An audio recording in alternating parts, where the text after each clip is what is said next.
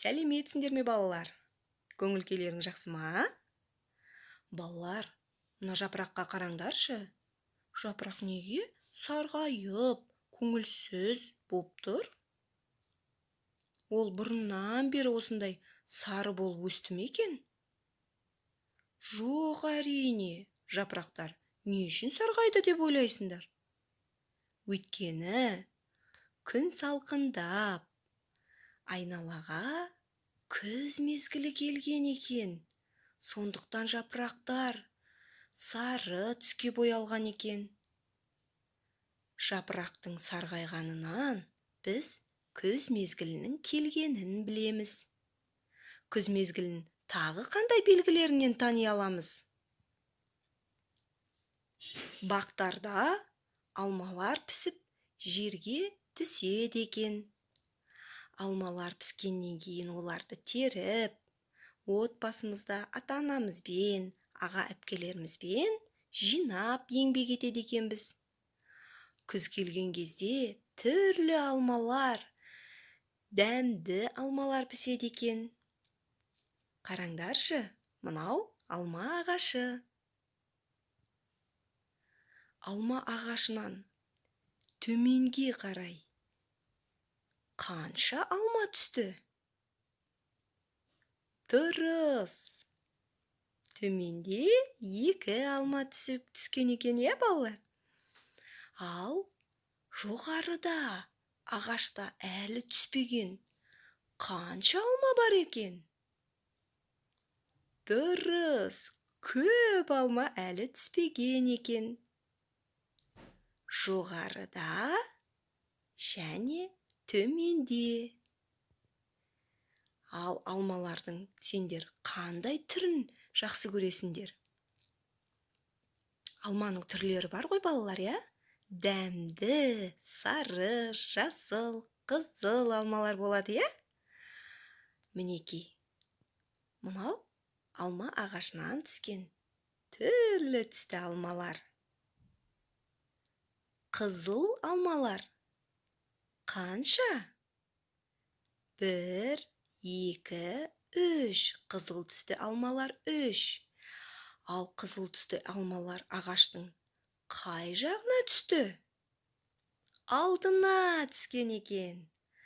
Ал сары түсті алма қанша? Дұрыс, 2. Ал сары түсті алмалар ағаштың қай жағына түсті? Артында. Ал жасыл түсті алма ше? Жасыл түсті алмада 2 екен. Ол ағаштың қай жағына түскен екен? Оң жағына түскен екен. Жарайсыңдар, балалар. Алдында, артында және оң жағында алмалар түскен екен. Күздің келгенін, балалар, біз бақшадағы көкөністердің піскенінен де байқайды екенбіз. Қараңдаршы, сендердің аулаларыңда да бақша бар ғой, Аталарымыз, әжелеріміз сол бақшада еңбек етеді. Көкөністерді піскен кезде, күз мезгілі келгенде жинап алады. Енді мен сендерге қызықты осы көкөністер туралы жұмбақ жасырайын ба?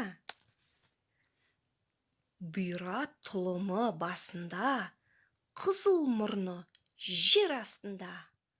Ол қандай көкөніс деп ойлайсыңдар? Әрине, балалар, ол сәбіз ғой. Қане бірге атауын айтып көрейікші? Сәбіз. Жарайсыңдар.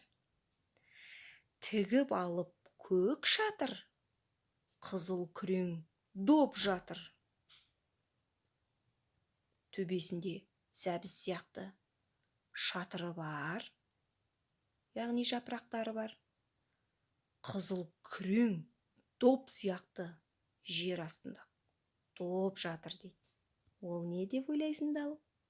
Балалар, қызыл күрең. Әрине, балалар, қызылша ғой ол. Қызылша өте пайдалы, денсаулығымызға. Оның құрамында өте көп дәрумендер бар екен. Қане, атауын анық айтып үйренейік. Қызылша, аласа тал, тамаша тал, самсап тұр оның алмасы. Ол алқызыл, ол қып-қызыл, боялғанша бірақ алмашы. Қызармайынша алмайтын, тал сияқты бірақ бойы аласа. Ол не деп ойлайсыңдар? Әрине, дұрыс қой, балалар, бұл қызанақ қой. Қызанақ, кәне бірге атауын айтайықшы. Қызанақ. Жарайсыңдар, балалар, керемет.